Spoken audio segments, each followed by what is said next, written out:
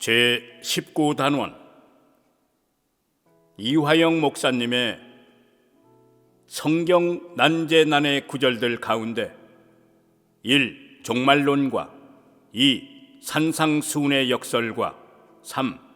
하나님의 반어적 질문에 대한 신앙 간증으로 은혜를 나누고자 합니다. 첫 번째, 이화영 목사님의 이것이 종말이다란 책 요한계시록 해설서를 참고로 소개합니다. 그 해석의 초점이 기발하시고 난제, 난해 내용들을 알기 쉽게 밝히고 있기 때문입니다. 요한계시록의 열쇠, 곧 실마리는 요한계시록 1장 1절에 반드시 속히 일어날 일들이란 것입니다. 곧 요한계시록 1장 1절에 예수 그리스도의 계시라, 이는 하나님이 그에게 주사 반드시 속히 일어날 일들을 그 종들에게 보이시려고 그 천사를 그 종 요한에게 보내어 알게 하신 것이라는 말씀이 있습니다. 그런데 상기 반드시 속히 일어날 일들이란 요한계시록 기록 당시에 속히 일어날 일들이 아니라 그로부터 2000년 후 마지막 때 요한계시록 6장에서 21장까지의 말세에 나타날 여러 가지 재난들과 또 구원받은 백성과 함께 살 하나님께서 예비하신 새 예루살렘 성, 곧 천국의 모습을 보게 될 사건들이라는 것입니다. 그 증거로 예수님께서는 요한계시록 제1끝장인 22장 6절에서도 속히 될 일이라 하셨고, 또 요한계시록 22장 7절과 12절과 20절에서도 속히 오실 것이라는 말씀들로 예수님 재림 당시의 일들임을 속히 될 일들로 표현하며 재확인하여 주시고 있기 때문입니다. 그래서 요한계시록 문맥상으로 볼 때 계시록 1장 1절에 반드시 속히 일어날 일들이란 예수님 재림 직전의 사건들, 곧 먼 훗날 요한계시록 6장에서 21장까지의 재앙들과 사건들이며, 이것을 계시록 마지막 장인 요한계시록 22장에서 속히 될 일, 속히 오실 것이라는 말씀으로 기록해 줌으로써 또한 재확인시켜 주시고 있다는 것입니다. 그래서 예수님 재림 직전, 곧 먼 훗날 2000년 후의 사건들인데, 그것을 기록 당시 사건들로 초점을 맞춰 요한계시록을 해석하려 하니 무리가 생기고, 또 천년 왕국은 사도시대 이후 현 신약교회 시대를 의미한다고도 하여 무천년설이란 해석들도 나오고 있다는 것입니다. 그래서 요한계시록이 잘 풀리지 않고 해석자들마다 다르게 해석되고 있다는 것입니다. 그리고 사도시대 제자들도 그 당시 예수님이 곧 오실 것으로 착각을 하며 마라나타, 예수님께서 곧 오십니다 란 인사말로 그 당시 극심한 핍박들을 감당하며 서로를 위로하고 격려하였다는 것입니다.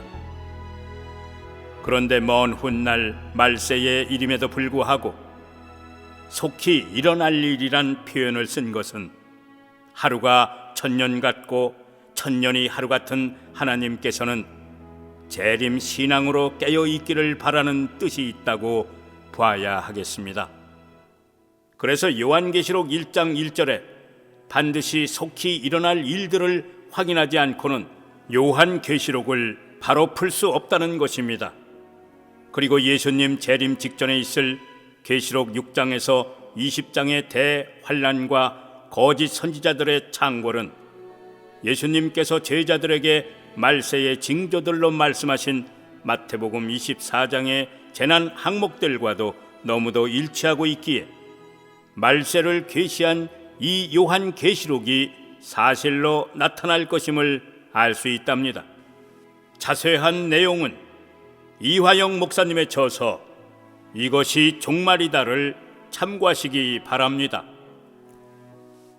두 번째 항목은 이화영 목사님의 성경의 많은 난제 난해 구절들을 설명하는 가운데 마태복음 5장에서 7장에 기록된 예수님 산상수훈의 역설에 대해 함께 생각해 보고자 합니다.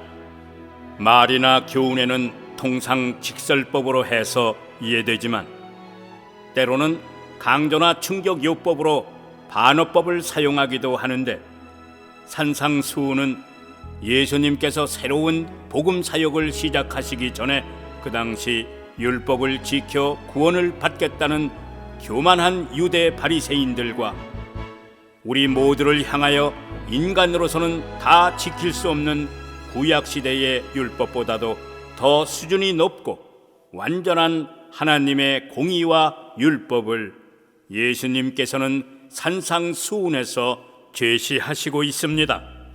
예를 들면 형제에게 노하고 욕하며 미련한 놈이라 하는 자는 지옥에 들어가게 되고, 여자를 보고 음욕을 품는 자마다 이미 간음을 한 것이며, 또 오른눈이 너로 실족해 하거든 빼어버리고 오른손이 실족해 하면 찍어버려 지옥을 면하라고 하시며, 또 오른편 뺨을 치며 속옷을 빼앗고 억지로 오리를 더 가자고 강포하는 악한 자들까지도 용납하고, 또 좁은 문, 하나님의 온전하심 같이 너희도 온전하라는 등등 사람들이 도저히 지킬 수 없는 율법 이상의 것들을 예수님께서는 제시하시고 있기 때문입니다. 이것은 사람으로서는 감당할 수 없는 이 모든 것들을 예수님께서 해결하기 위해서 온 구주이니 나를 믿고 따르라는 몽학선생 가정교사 역할을 위해 반어법으로 이 산상수훈을 앞세우신 것이라는 이화영 목사님의 해설입니다. 그래서 예수님의 첫 설교인 이 산상수훈은 최고의 율법과 교훈으로 받아 하나님의 공의임을 인식하며 최선을 다하되 그것을 완전히 다 지키지 못해 절망하거나 은혜 구원 신앙까지 상처를 입고 구원에 대한 확신을 갖지 못하여 가문 이설로 유혹하는 잘못된 이단 신앙까지 넘어가는 일이 있어서는 절대 안 된다는 것입니다. 이 내용을 예수께서 그들을 보시며 이르시되, 사람으로는 할 수 없으되 하나님으로서는 곧 하나님의 전적 은혜로는 다 하실 수 있느니라고 선언하시고 있습니다. 마태복음 19장 26절 말씀. 아멘. 또 예수님의 반어법의 실례로 복음서에 오병이어의 기적을 행하시기 전에 예수님께서는 그 많은 군중에게 너희가 먹을 것을 주어라 하고 제자들이 불가능한 것을 말씀하셨는데, 마태복음 14장 16절, 요한복음 5장 6절에서 14절 말씀, 이것도 반어법으로 말씀하시고 예수님께서는 친히 오병이어의 기적을 행하심으로 하나님으로부터 오신 구세주이심을 보이신 것이 또한 좋은 그 신뢰라는 것입니다. 그리고 가나의 혼인잔치에서 물을 포도주로 변환시킨 기적도 그 신뢰 중에 하나랍니다. 요한복음 2장 11절 말씀.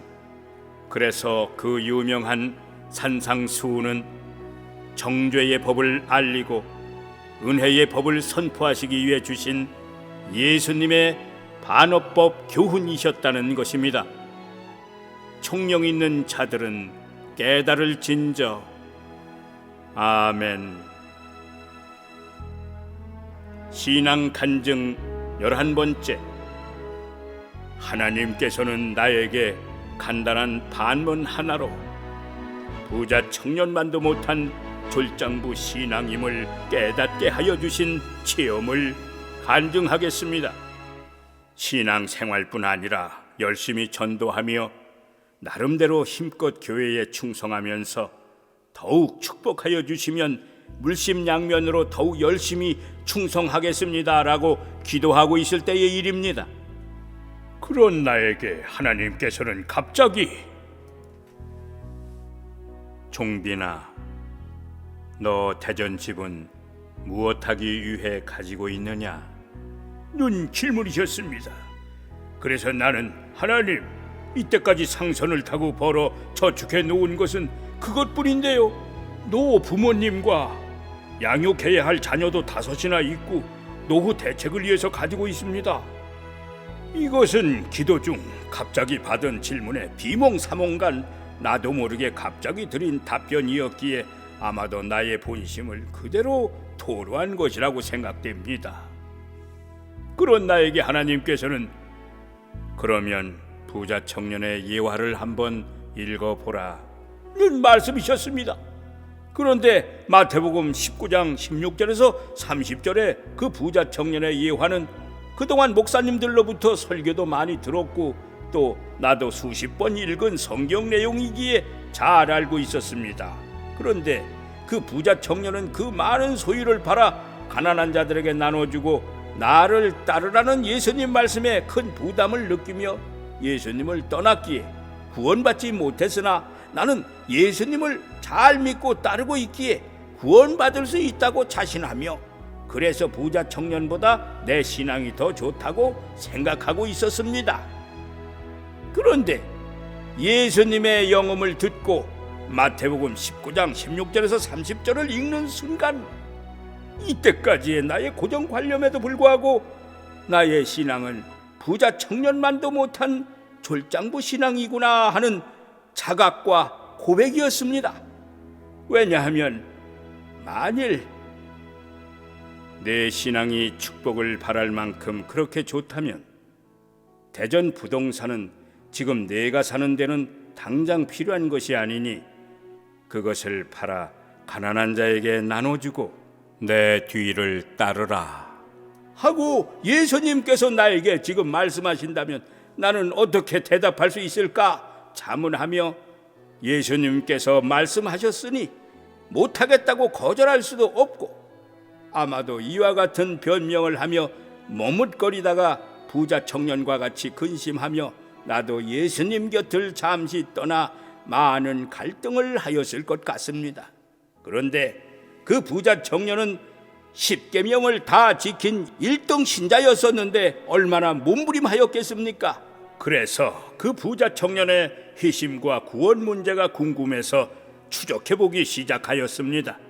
그 부자 청년은 원래 자기 신앙에 자신을 가지고 예수님의 인정을 받기 위해 예수님께 나아가 영생을 위해 내가 더 이상 무엇을 해야 하겠느냐고 질문하였는데 예수님께서는 10계명 중 구원의 핵심 계명인 첫 번째 계명에서 네 번째 계명까지는 다 지켜온 신앙이 독실한 청년임을 아시기에 아예 질문도 하시지 않으시고 선행을 요구하는 제5계명에서 10계명까지만 질문하셨는데 그것도 다 지켰다고 하니 그러면 내가 온전하고자 할진대 가서 네 소유를 팔아 가난한 자들에게 나눠주고 나를 따르라. 그리하면 하늘나라에서 보화가 내게 있으리라. 곧 천국 상급으로 말씀하셨고 또 부자 청년이 걱정하며 떠나는 것을 보신 예수님께서는 부자 곧 이 세상 재물에 집착하는 부자가 구원받기가 쉽지 않다는 것을 말씀하셨을 뿐입니다. 그러자 제자들이 심히 놀라 곧 제자들은 그들의 이웃 친구인 부자 청년의 완벽한 신앙도 알고 있었기에 심히 놀라서 그러면 누가 감히 구원을 받을 수 있겠느냐는 의문을 제기했던 것 같습니다. 그런 제자들을 향하여 예수님께서는 사람으로서는 할 수 없으되 하나님으로서는 다 할 수 있느니라 하고 말씀하심으로써 부자 청년의 구원의 가능성을 암시하시고 있음을 보게 됩니다. 그래서 그 부자 청년의 신앙 정도라면 그 후 많이 고민하며 갈등하다가 다음에 예수님께 돌아왔으리라 저는 믿어집니다.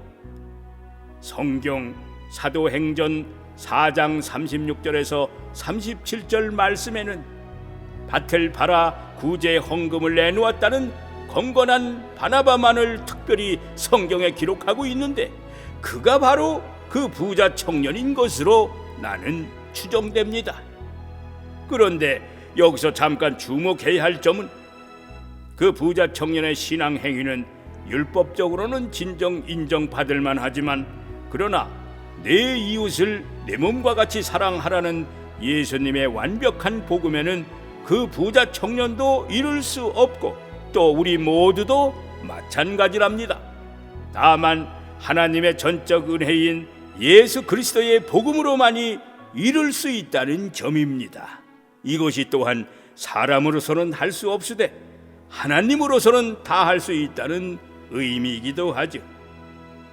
그런데 재화를 많이 저축하고 신앙생활을 하는 것이 절대 잘못된 것은 아니지만 그러나 노후가 걱정되어 저축하고 또 쌓는 그런 심성이라면 마태복음 6장 21절 말씀에 보면 물질이 있는 곳에 내 마음 곧 내 신앙도 있다고 하신 예수님 앞에서 졸장부 신앙일 수밖에 없답니다. 그래서 헌금도 많이 하고 또 교회 신앙생활도 열심히 하며 전도도 더욱 열심히 하겠으니 더 축복해달라는 어린아이 같은 나의 신앙에 대전 부동산을 지적하시고는 그 다음 부자 청년의 예화를 한번 읽어보라고 하신 예수님은 나의 신앙이 아직 졸장부 신앙임을 스스로 깨닫도록 충격을 주신 하나님의 반어법이셨던 것입니다. 하나님께서는 앞에서 나에게 질문을 하시고 말씀을 주신 것 같이 반문하시며 인도하시고 계신데 우리는 그런 인도하심에 얼마나 잘 반응하고 있는지요. 하나님께서는 이런 반어법적 충격 요법으로 우리들의 잘못된 신앙들을 각성케 하시며 인도하여 주신답니다.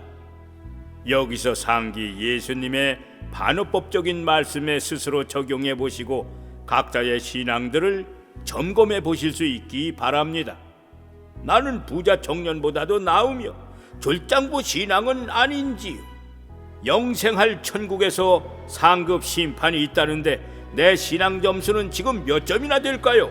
각자 점검해 보시기 바랍니다. 예수께서 이르시되 내가 온전하고자 할진대 가서 내 소유를 팔아 가난한 자들에게 주라. 그리하면 하늘에서 보화가 내게 있으리라. 오직 너희를 위하여 보물을 하늘에 쌓아두라. 내 보물 재물이 있는 그곳에는 내 마음 곧 내 신앙도 있느니라. 마태복음 19장 21절, 마태복음 6장 20절 21절 말씀. 아멘. 다음 제20단원에서는 인생들이 꼭 구해야 할 두 가지 해답 중 우리는 왜 태어났을까요? 곧 인생의 목적을 먼저 생각해 보겠습니다. 할렐루야. 참고 본 전종빈 교수의 유튜브를 쉽게 시리즈로 찾아보시려면 유튜브 검색어 전종빈으로 검색하시고 구독과 공유로 많은 홍보와 전도 바랍니다. 그리고 가족과 이웃들 전도를 위해 전종빈 교수의 삶과 죽음 전도 책자도 적극 활용 바랍니다. 아멘.